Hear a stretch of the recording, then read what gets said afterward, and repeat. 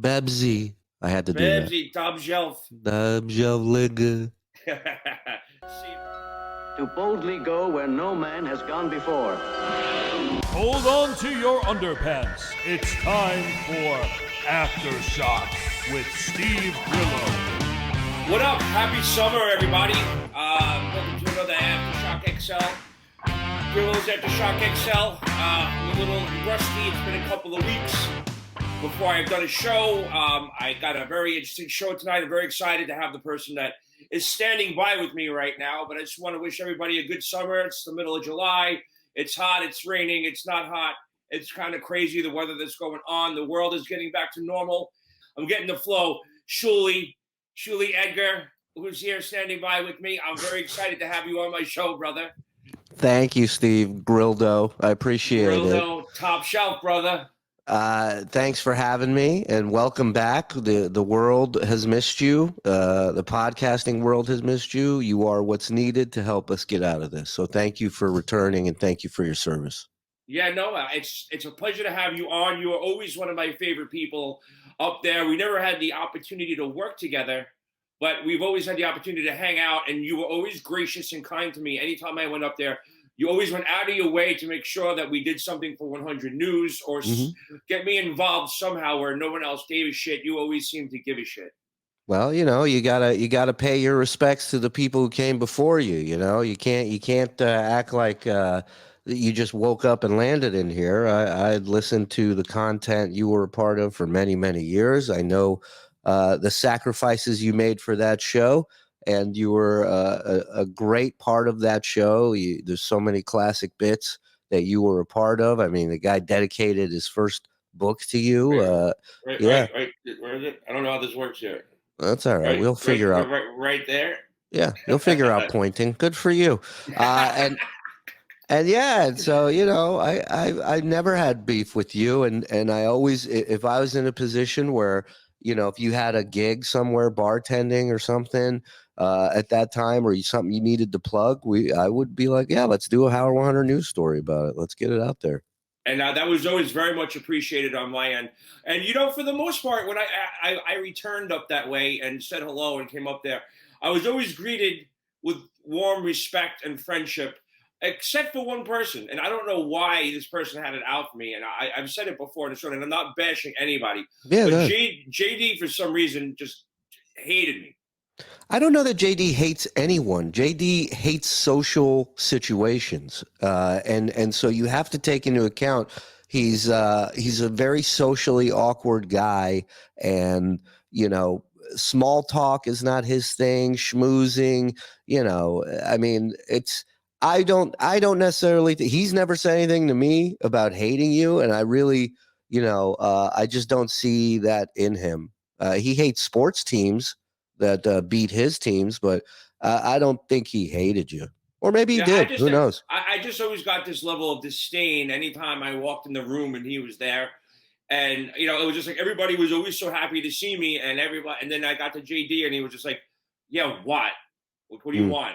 And then there was that one time where Richard Christie invited me to go watch his movie screening. I guess Richard, who I adore, him and his wife, I adore them. They invited me to, I guess he rented out a movie theater downtown, and it was a movie that he made, I guess, before he was on the Howard Stern show. And it was like, he filled up the theater, and it was me, JD, and Richard, like, sitting together. And, you know, Richard had brought a bottle of vodka that we were passing back and forth over JD. And instead of getting mad at Richard, he gets mad at me. Grillo, enough with the vodka.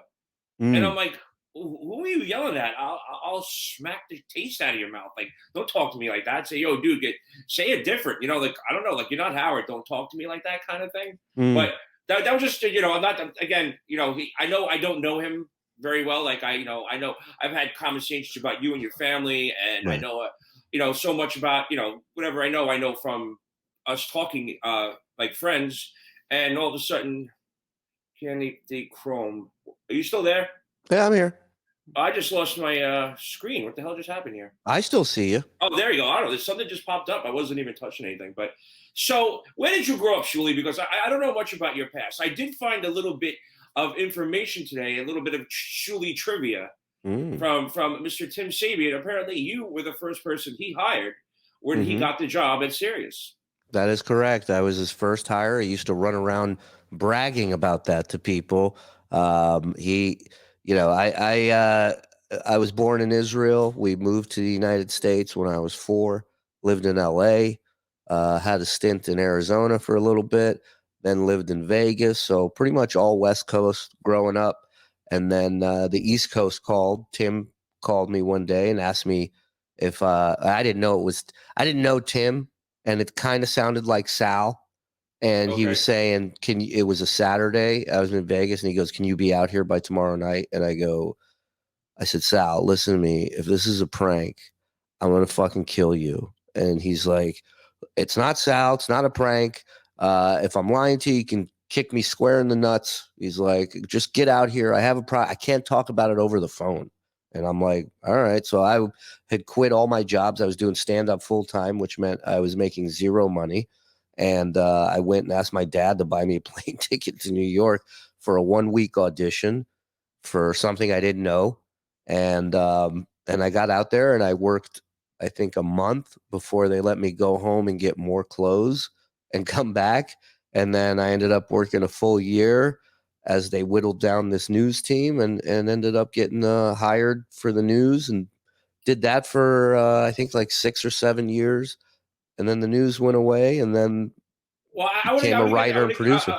I want to get to that in a second. I want to find out more about like when you realized, you wanted to be in show business. When you realized you wanted to be a comedian, what was that moment? Was it in Israel when you were 4? Or was it when you moved to LA? At some point, well, you must have been religious. Were you Orthodox? No, my parents weren't religious. My parents, when we came here, we were now in the United States, and we were gonna. My parents kept kosher, but they never forced us to keep kosher. They never, my dad would make a cheeseburger on the grill for me if I wanted. We could drink a milkshake with a steak if we wanted. Nobody would freak out. They assimilated. We're here now, right? And so, my first introduction to comedy was probably, since we came from Israel, we had family that would come visit us. And since I spoke both Hebrew and English, I was like the tour guide. I was like 7 years old, 8 years old. And they would send me and our guests to Disneyland, to Universal, and I would be the tour guide and explain everything to them. And one day we went to Universal Studios, and I see this old guy with a sandwich board sign that said, insults $1. And there was a long line of people with $1 in their hand waiting to be insulted by this guy. And I was like, what the fuck is this? And I'll do it for free. Well, I stood by him and I just watched him insult one person after another, and it was hilarious. And it turns out it was Don Rickles filming a bit for his. He put out a VHS special years ago, and that was one of the bits in it. And I watched him film it, and I was like, I want to do this. This looks awesome. And then I remember a Howie Mandel special I saw from Chicago. Rodney Dangerfield, young comedian special. I always loved jokes, and I sucked at everything else. So it was just it was the only thing I wanted to do. I didn't have a backup plan. Did your parents give you crap about that? Because it's especially Jewish parents. They want you to go to school, get an education, and become a lawyer or a doctor. Yeah. And, I mean, I grew up a flake my whole life. So now I'm telling them, hey, guess what? I'm going headfirst into the flakiest industry of all. Wish me luck, And I remember my dad, when I told him I'm going to do stand up full time, and I was getting to the point where I could make money doing it. Not a lot, but I needed to move back in with them. But there was a light at the end of this tunnel. I could see that I could do it. And I told him, I said, Dad, I'm quitting my job and I'm going full time into stand up. And my dad put his arm on my shoulder and he said, I have seen this movie before, and the hero dies in the end. That was his pat on the back for me. So I had a chip on my shoulder to prove me right, not to prove them wrong. Like I was like, I can fucking do this. First stand-up gig was where? First paid stand-up gig, or just the first stand-up? First time little boy Shuli got on stage and told a joke. It was So, at and the what was the joke? What was your first stand up like? Well, I'll tell you, it was the Laugh Factory on Sunset Boulevard in LA. Their open mic, which you have to camp out starting at like 8 a.m. with all these other open micers, and they put down their names on this list. And then at like 3, the box office opens, and they give them the list of which comics were there early in the morning. And they take 20 comics, and they give you like a minute, maybe 3 minutes to do a set. This is my first time ever doing stand up. I'm camped out with these guys, and all these guys are talking shit about all these comics that I thought were really funny. Like they were like, "Oh, Chris Rock doesn't even write his own stuff anymore. Oh, my friend opened for Dave Attell, blew him off stage, blah blah." And I'm sitting here, I'm going, "Wow, these guys are industry. They know their stuff." Like I thought these guys were good, but apparently I'm with comics now. These guys know their shit. Well, we all know comics are the most miserable fucks on the planet. Well, that's what happened. And I watch them go up and they all suck. They all bomb and eat a shit sandwich on stage. And they all come off stage and they're patting each other on the back. Great job. Yeah, Great job. no, my favorite line is, "I killed last night." Yeah. Crushed. Yeah. I crushed. Yeah. And then I realized, I'm like, oh, these guys don't know shit about comedy. Some of them have been doing the open mic for 14 years. And I'm like, these guys are just bitter assholes. And so, but whatever, it was my turn. I had this killer bit that I prepared. It was because I still do a Bobcat Goldthwait impression. And it's I love that. Make your glasses really wobbly. Yeah, see, that's what it sounds like, just like that. No, I love Bobcat. One of my favorite jokes is, I'm not going to do it in an impression, but he goes, "This guy's going around New York and he's robbing people with a screwdriver. How does that work? Give me your money, or I'm going to make your glasses really, really wobbly." My favorite one is he goes, "I lost my job the other day," and then he's like, "Well, I didn't really lose it. It's just every time I go there, there's a new guy doing it." What? You know. So I go, so I'm like, I had this whole bit prepared of a porno scene starring Bobcat Goldthwait. And right before, like 5 minutes before I go up, the host is like, "Okay, you guys are ready. You're going up this, then you're after him." He goes, "And remember, it's industry, so keep it clean." And I had no idea what either of those two things meant. And my bit wasn't dirty, wasn't vulgar, but I assumed it was too dirty for keep it clean. So I go, you know what? I'll just go up and I'll do the voice. The voice is so good. I'll crush with that.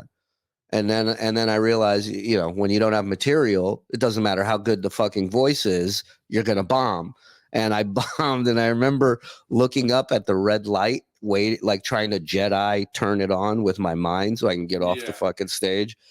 And it just wasn't turn. And then like, they're talking about industry. I'm in front of 14 Swedish tourists. They don't even speak English. I don't know what industry, and the entertainment industry. You got, Harvey Weinstein fucking anything that moves, and I got to keep my material clean for industry. And the only thing that got a laugh was in the middle of this panic, my leg was shaking. I was bombing so bad.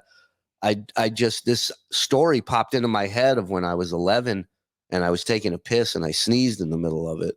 And the pressure shot the piss out, and I farted at the same time, and I reenacted it, and like 8 people laughed. And I looked up, and the light was still off, and I said, "Fuck it. If I never do this again," I made 8 people laugh in unison. I said, "Thank you, good night," and that was it. And I left. And I felt like such an asshole. I hated it. But 10 minutes later, I was like, "I'm coming back next week. I'm going to try it again." Yeah. I tried that down at the stand. Which moved. I don't know if it reopened after COVID, but yeah, they're open again. I went on an open mic night, and I didn't know the guys. I used to live up the block, so that was the stand was my last stop before I went home. Like I'd be out drinking and I'd go and have a drink at the stand, and there was always somebody cool hanging out there. And the owner was super nice to me. He knew who I was, and you never knew who was hanging out there. But I went there and open mic night, and I don't remember. I know part of my routine was something about how I don't understand how they don't televise the Special Olympics. It should be like I would watch it I just imagine the different sports like wrestling and javelin throw, and I would it must be pretty intriguing, I guess. And I sat there and I was kind of laughing because I tried the jokes out on some friends and they thought it was great. And then I realized it's open mic night. Everybody's got their head down, Yeah. and they're all comedians memorizing their material before they go on. Yeah. So it was kind of like, it really wasn't, it was just like a bunch of comedians like practicing, you know? Well, a comic once told me, he says, if you want comics to laugh while you're on stage, light yourself on fire. Yeah. You're not going to Oh, get much love from them. so obviously you probably were listening to the Howard Stern show in the like before you became a comic. Were you listening back then? Oh yeah. No, I got the Channel 9 show first out in LA before the radio show, and then the radio show came on, and I was hooked, and I'd probably listened for like 10 years before I ever called in.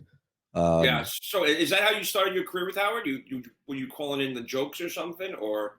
Yeah, I just I wanted to contribute. I would come up with like a game or a couple questions for them, or I had like 3 or 4 options every time I would call in case I sat through a couple commercials and he wouldn't bite. So whoever was doing the phones, I'd say, "Hey, I want to change my thing." Like my goal was to just play ball with these guys. They got me through so many shitty jobs and shitty times, and I loved it, you know. How did it start though? Were you just like call the office, or were you wait for someone to pick up on the listener line? No, I would I would call in like 5 minutes before 6 to the 800 line because I'm a Jew. I'm not paying for that long distance. Yeah. And I would and I would always get through, but at first it was just kind of dumb luck. I had heard he was coming to Vegas for the first time, and they were going to do a show from the Hard Rock, and they were going to make bets at a blackjack table. And I'm like, shit, I'm gonna call in, and I'm gonna see if I can make a bet with them at the blackjack table. And that's what I did. I called in. And sure enough, like destiny, fate. First time I dialed the number, rang. I think Benji was screening calls at the time. Put me on hold, and 5 minutes later, I was on the air. And 10 minutes after that, I'm talking to Gary, getting the information to go make a bet with them at the blackjack table. And that was it for me. That was like, now I have a job. Every time I get off work, I'm going to prepare material, and I'm going to call in, and I'm going to get on the air. And at the same time, I was doing stand-up too when I wasn't working. So I was like, you never know. Maybe one day I'll get to work with these guys or something. And how did the Tim Sabian, what had Tim like inspired Tim to drag you out and make you an international superstar? Well, he knew, like, so a lot of my calls were based on old stuff, best of stuff. I love listening to the fights, and I would create games out of them. So I had a lot of knowledge on older stuff. And so they put this news team together, the Howard 100 News, which is filled with all these real deal journalists, like the Emmy Award winning actual news people. I had Steve Langford on my show. Yeah, he's great. And Yeah. there's so many talented people, Penny Crone, so many people there. And my favorite Penny Crone moment was, and I don't know if you remember this, when Howard was dropping out of the race for governor. My uncle Jamesy, who was my great uncle, World War II, he was up at the Bikini Atoll when the atomic bomb was tested. He had the cancer kazoo. I don't know if you remember that. I remember that guy. And me and Uncle Jamesy had a couple of tall boys in the back, and he never knew what he was getting himself into. We just loved coming on, being on the air. Howard loved him because he was like, "Hello, how are you?" So he didn't realize that, this guy's 78 years old. He's never been in the media. He's been a regular guy his whole life. All of a sudden now he's at a real live full court press conference. And we're walking down the hallway, and he looks at me and he goes, "Holy shit." I said, "Uncle James, no, he's got to have a load on. Understand this." So he completely draws a blank. I was like, "Uncle James, don't worry, you got this. Go." And he goes, "Okay." And he gets up there, and they had a speech ready for him. And they're like, everything's quiet. You can hear the cameras clicking and everything. And it's like NBC, CBS, Fox, CNN, like everybody's there. And he goes, now he starts reading the speech, and he's nervous. And he really wasn't good at using the cancer kazoo to begin with. So it sounded something like this. I remember that. And the last thing he got out was, and now here's Howard Stern. And Penny Crone turns to me and she goes, and she didn't really know me. She goes, Yeah.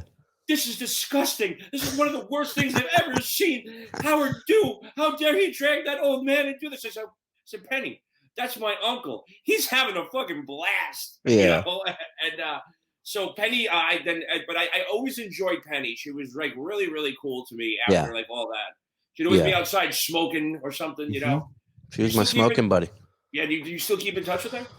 I touched base with her not long ago. I invited her because I did a Howard 100 News reunion episode on my podcast. I had Langford, John Lieberman, and High Pitch Mike on with me, and we just told old war stories and drank and laughed. And I invited her to be a part of it, and she respectfully declined. But she's doing great, and I miss her a ton. She was the fucking real deal, man. And yeah, so he had all these reporters. And none of them knew the show like a psychotic super fan. So Tim's idea was to bring me in as a consultant. That was my job. Teach them about the show. Who's who, what's the whack pack, the players behind the scenes. But after day one, I did that. And so now it was a question of how do I stay? So where's your yellow jacket? It's framed up there on the wall. Is it really? Yeah. That's so cool. Oh, I see it. Yeah. That's reflection, but classic. Yeah. And the puppet, what's the puppet in the background? So when I moved out to Huntsville, Alabama, I was still working for the show, and I was operating the Tan Mom puppet and the High Pitch Eric puppet because I do the voices. And then I wanted to they were making a Jeff puppet, but then COVID hit, so I didn't know what the status of it was. And then I saw this white puppet in the trash across the street from our house in our neighbor's trash. And I know the guy, so I asked him. He says, yeah, my kid's freaked out by this puppet. She doesn't like it. So I looked at it, and I'm like, with the right shit, that could be a good Jeff puppet. And I ordered these, costume glasses on Amazon. I ordered a little kid sling and a cowboy hat for a pet. And the total cost is like $30, and it's the greatest Jeff the Drunk puppet ever made.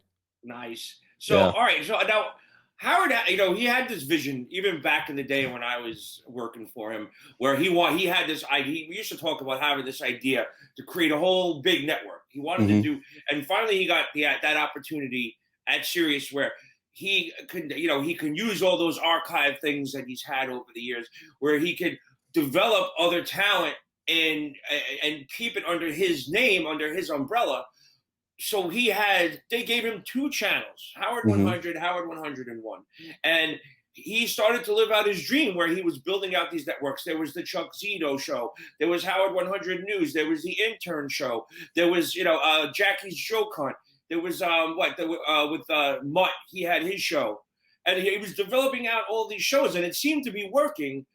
What happened? What happened? Where did he just lose interest? Was it too much work for him? You know what I'm saying? That's why he brought in Tim Sabian to develop all this stuff, build out this network, and it seemed to be working. Then all of a sudden, everybody started dropping. They started dropping like flies. Yeah, I think a guy like him, first of all, his wheels are always turning. He's always looking for, the next idea, the next thing we're going to do, the next level. That's how he's gotten to where he's at. Plus, you have to, take into account that the bigger you get, now all these people that are under your umbrella are representing you, whether for the good and for the bad. So, somebody just for example, somebody like Mutt has a Superfan Roundtable show. Let's say something bad goes down and Mutt's involved in that. Not on the show, outside of that show, outside of the work. Let's say something happens. Mutt's in the news for something. Yeah. And now the first thing they're going to do is attach Howard's name to Mutt's incident or whatever the fuck happened. And I think that became, the bigger he got, that became a serious concern. And I get that to a certain extent. I think maybe it just got old for him. I don't know. Maybe it was just new people in his life told him, you don't need this. Maybe it ran its course. I know he felt that way about the news, like the Howard 100 News kind of ran its course. It was done. Because it's constantly, but it was just such a cool way if you didn't listen to the whole show, Mm-hmm. you know, and you played those clips of like, oh, today on Howard, yeah, if you didn't listen, you know, it was like a great way to get people to, if they didn't listen, to actually go, wow, I'm going to go back and listen, or I'm going to wait for it to be replayed because I want to hear that. And Sure. I didn't understand how that, like, I get the thing with the other shows, and he's protecting himself and his brand, but for the Howard 100 News, like that was like kind of kept people okay, or sometimes you don't have the ability to listen to the whole show, Right. and it was like great to get little bits of like you know the highlights of what happened that day. No, I listen. I love doing the news. It was our own show throughout the entire day. It's how I learned to edit audio. It's how I learned to interview people, and it's all because of the people I worked with. These professionals that did this their whole lives. They were kind enough to teach me some shit while I was there because I showed up with none of those skills. I was just telling dick jokes for a very meager living. So to be able to learn a skill set up there and be a part of that, it was great. But I definitely enjoyed being a part of the show, more than I did the news. Being able to be in studio and work puppets and make the So, crew laugh is what I've always wanted to do. what was there an official? Okay, guys, the news is it's done, we're finished, or was it just like a fadeaway? So we got to No, get rid no, of Penny. no, it was well, I mean, listen, when I came in there for my 1 week audition, there was like 20 something people on the news team. And then throughout that year that I worked, we ended up with Lisa, Steve, Ralph Howard. That's I had that. Ralph Howard is the one I interviewed, not Steve Langford. My bad. Ralph Howard, and I believe High Pitch Mike, and that's 4, and then myself is 5.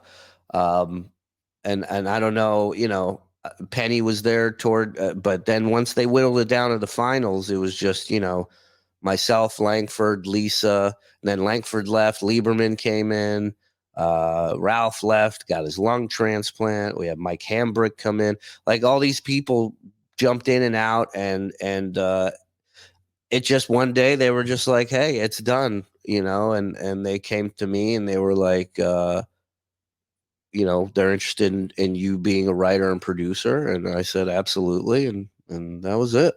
And then everybody just were they let go or did they leave?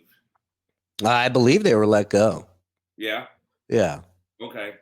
And I know High Pitch Mike was always a sweetheart. I really enjoyed that kid's like spending time with him. It was just, at least from what I know, he was always just like seemed like a guy who got the shit end of the stick, and just wherever he went. That's what Hold on. There you go. Oh, did I say a joke that I don't know about? Yeah, High Pitch Mike. You got the shit end of the stick. I got you. So now, they bring you on. He's gay, right, Mike? Yeah. Oh, because I didn't know. I didn't know. I forgot for half a second. Then when the shit into the stick, I got it.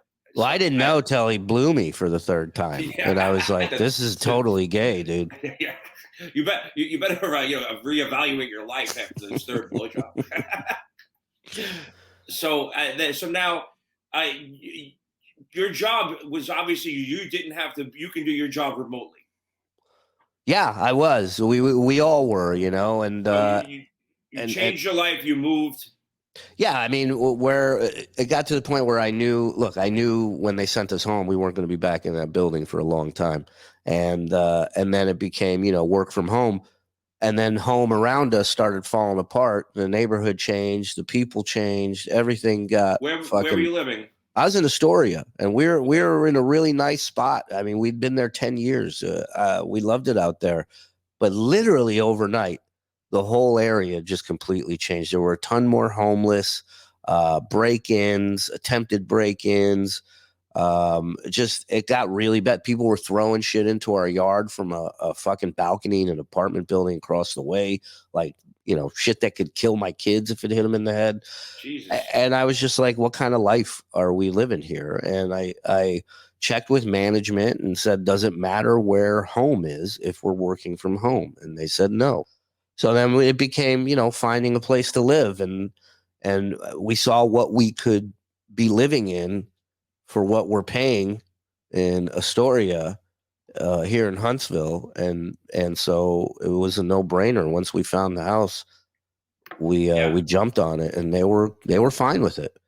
And Well, so that's sort of a bit of a culture shock, no? yeah, but you know what? I mean, you know this better than anyone.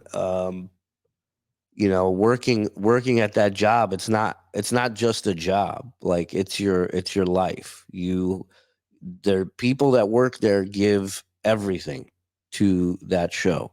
Yeah. And that is what's expected, and that's what you do. When I was there, it's what I did. But Well, it's for when me, you go ahead. I'm sorry. well, for me, the pandemic changed everything. For me, I stopped going on the road. I stopped going into the city 5 days a week. And now I'm home with these people that I barely fucking see, that I have hours of interaction with a week. And I'm like, why? Why is that? Because I've put them number 2 and number 3 behind number 1, which is work. And when we came out here, everything in my life had reached a peace of mind except work. I wasn't happy. It didn't feel the same for me. I wasn't enjoying it. I have no beef with any of the people there. I just wasn't it was just time to go. It was just time for a change. I wanted to try something on my own. I've always wanted to, and I felt like we're in the right place right now where mentally I'm in a good place to give this my all. And thankfully my wife is amazing and supports me, and we haven't looked back since, man. It's been great. Now, I sort of left, because I wasn't getting the support. It was an awesome job.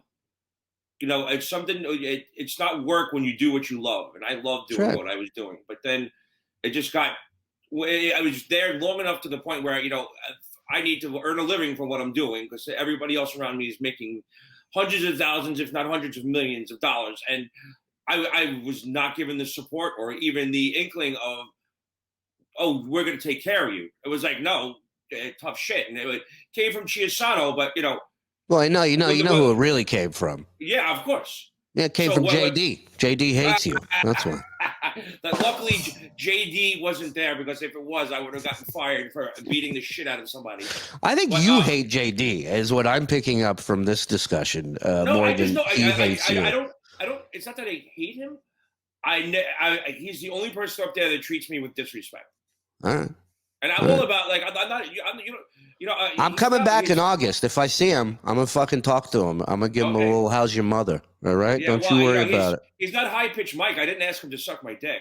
All right, well, But I never felt I got the I don't need respect. Like, again, I don't need you to suck my dick, but just being like, hey, what's up, man? How you doing? Not like, why are you talking to me? So yeah. He's so a snob. He's a snobby cunt. I was just trying to be nice earlier. I've hated that kid my whole life, and I will continue to hate him. Oh, sweet. Yeah. So everybody's, the big question was, on all the fan networks and shit like that, is, did you left amicably? Yeah. It was a handshake. Thank you for your time. And I know he's in the mindset of not bringing anybody back. Right. That worked on there. It's all about moving forward. Right. And so is there ever a possibility that they would, like, have you on to do something, or it's just thank you, that's goodbye, on. see you I later? mean, that's on them. I originally I told Howard when I left. We talked, and I said, if there's anything you guys ever need from me, don't hesitate.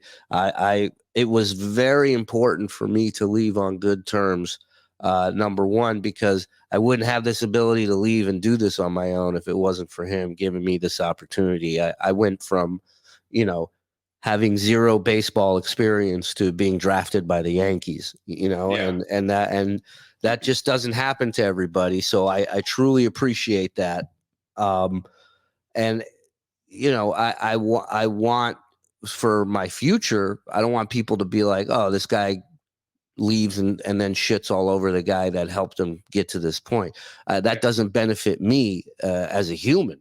much less No. as possibly employed somewhere down the road by somebody else or working for another company. So it was awesome that we got to talk. It was awesome that I got to thank him. He thanked me. We had a good conversation, and it was important that I left on good terms. I'm glad I did. I did when I left, but it's like I don't. I'll never badmouth him personally because he was always extremely nice to me. Could he have helped me out more than he did? Absolutely, 100%. Could he have gone to Tom Chisano and said, "Pay this guy a livable salary and give him health insurance"? Yes, he could have, but he didn't. So when people ask me a question about what happened, and I give them the honest answer, other people portray that as me bashing Howard, and that's just not the case. Yeah, no, I mean, listen, sometimes the truth hurts, and that's on them. That's not on you. Yeah.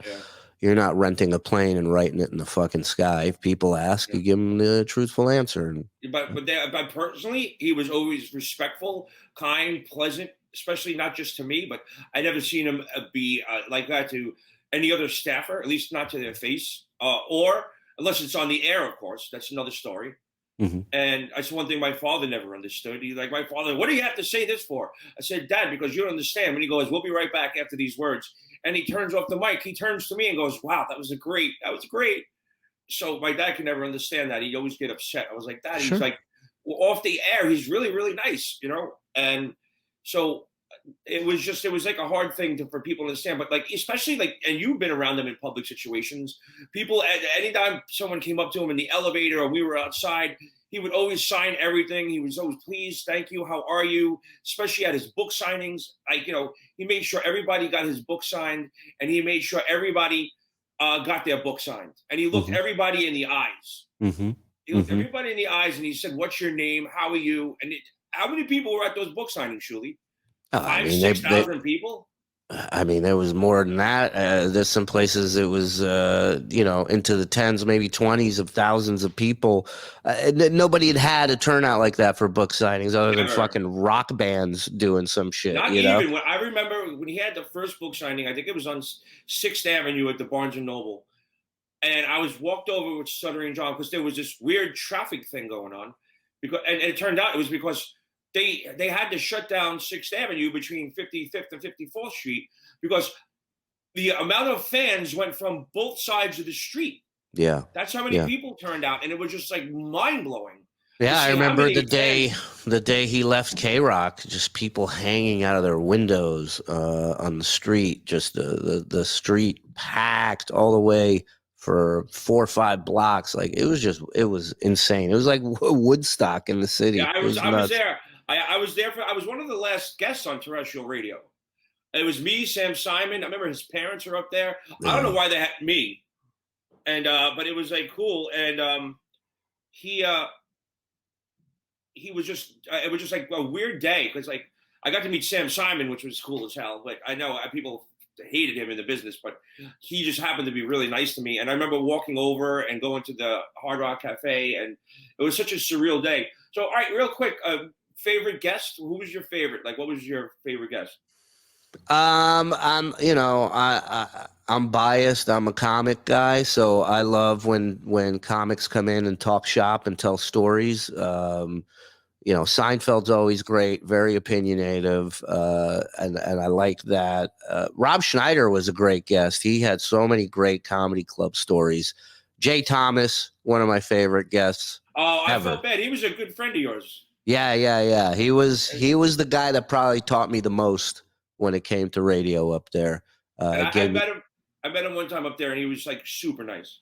He is one of the most underrated broadcasters, actors, just all around solid dude, man. The story about him was, I guess he before Howard got to K-Rock, I guess he was like the morning guy. That happened in a few places. Yeah, but I guess because like in the office, remember that if you hit star 80, you can be on like the whole office can hear like like Grillo, come to this principal's office, intercom, and I guess Jay Thomas, like his last day when he found out Howard was coming in and he was leaving, apparently gave some speech, burning the bridge. He was. I mean, I pitched him a Larry David type show that he should do, where it's just him burning bridges, because it's every story is just him pissing off some producer, some director, some actor, and he somehow always landed on his feet. And he was such a great broadcaster, man. He was so underrated on the radio. And I feel like over 15 years, I was able to work with Howard Stern, Jay Thomas, and Scott Farrell, three of the most original people in ever to be on radio. So I try to take away from each of them as much as I can. Yeah, I know Jay Thomas because I was a child and a big fan of Cheers. I didn't know he was a broadcaster. I just knew him as Carla's husband.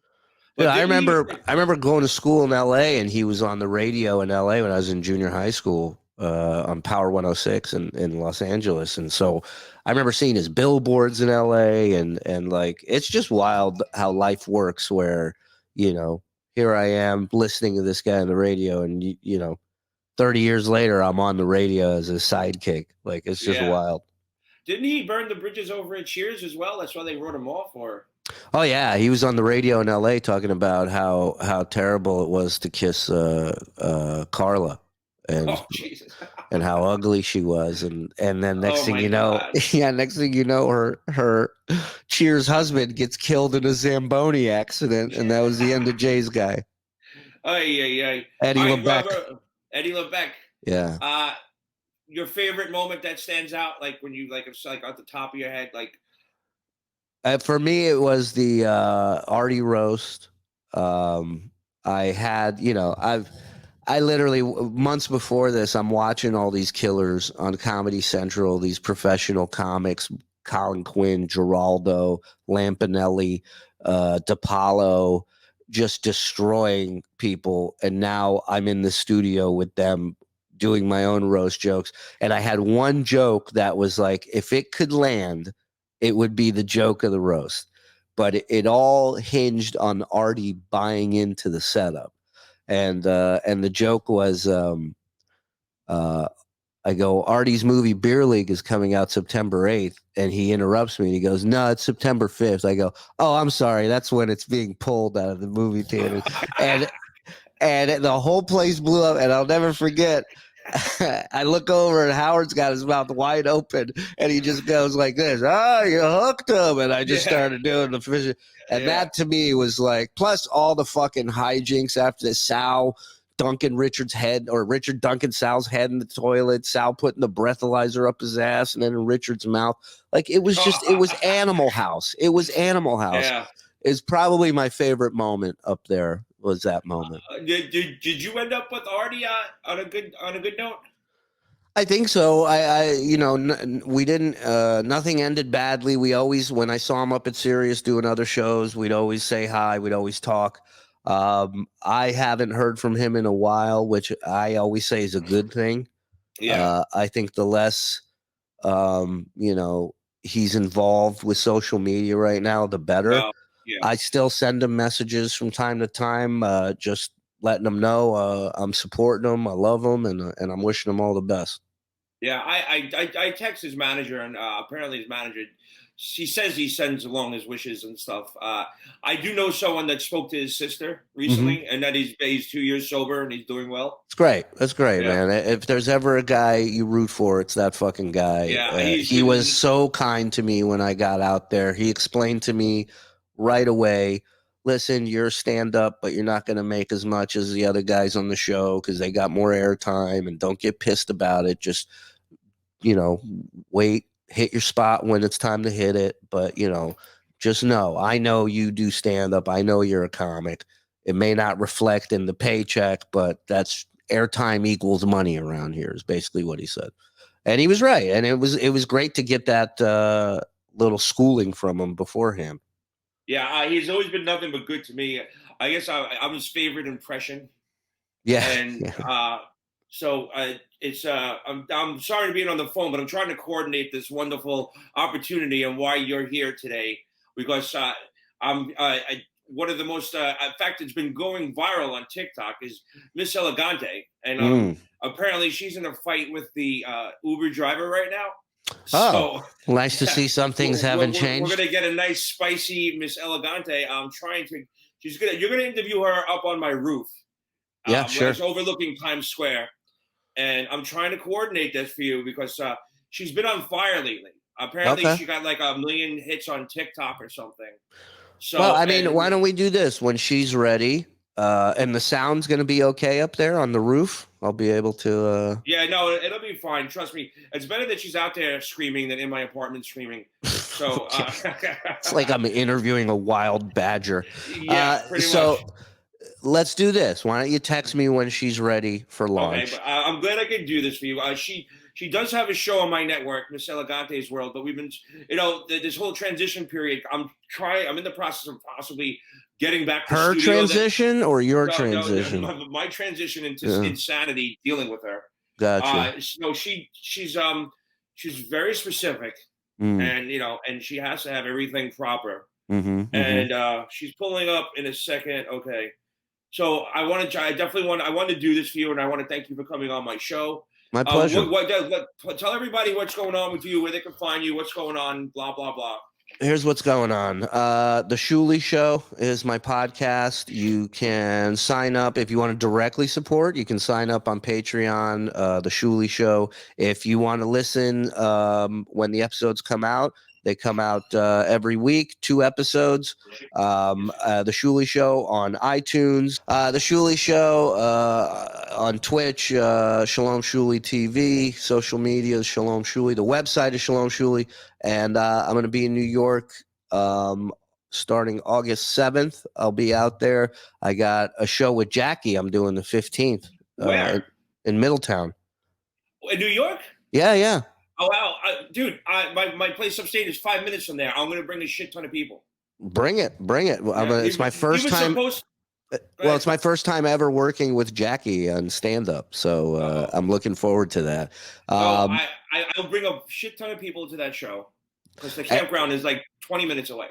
Awesome. I'm in Atlantic City earlier that week. I'm in Royersford, PA as well. I'll be in the city doing spots, probably New York Comedy Club, my lovely home club that I miss dearly, and then jumping on people's podcasts and stuff. So Shalom Shuli, hit me up. DMs are wide open. Cool. I will definitely have you back on to talk about the show with Jackie. And Twitter and everything like that. I'm sure you. It's all Shalom Shuli, yeah. It's all Shalom Shuli. Everybody can find me, Steve Gorilla, on Twitter, Grillovator on Instagram. I'm on TikTok as Grillovator now. I guess you have to join TikTok these days. What's going on? I'm fighting it. Yeah, I'm still holding out. It's kind of like quick little videos. It's kind of cool. It's like Breaking Bad. It's like Breaking Bad. Everybody, you gotta watch. You know what? You know when I watched it? When everything was available for free on Netflix. Jew Power. I never watched Seinfeld until the reruns. Seinfeld and Friends, I never watched an episode. Friends. Because I was just like, but they were like my on purpose, no show. I refused those shows. I refused to watch it. But I was mad at myself after I got into Seinfeld because I'm like, this shit's brilliant. So it happens every now and then. We're wrong, but it doesn't happen often. I will admit it on Seinfeld. I was completely wrong. All right. Well, let me know when Her Highness is ready. Yeah, Her Highness is on my roof, and we're gonna do it from there. And I'll. I emailed you the link, right? Yeah. My producer has it. Okay. So they're going up there, and we'll do it from there. All right, buddy. Sounds good. I'm gonna jump in now. Thanks a lot, Shules. I appreciate it. You've always been a good friend to me, and let's stay in touch, pal. Absolutely, Steve. Good seeing you, pal. Yep, you got it. Bebsy. I had to do that. Bebsy, Dobjelf. Dobjelf,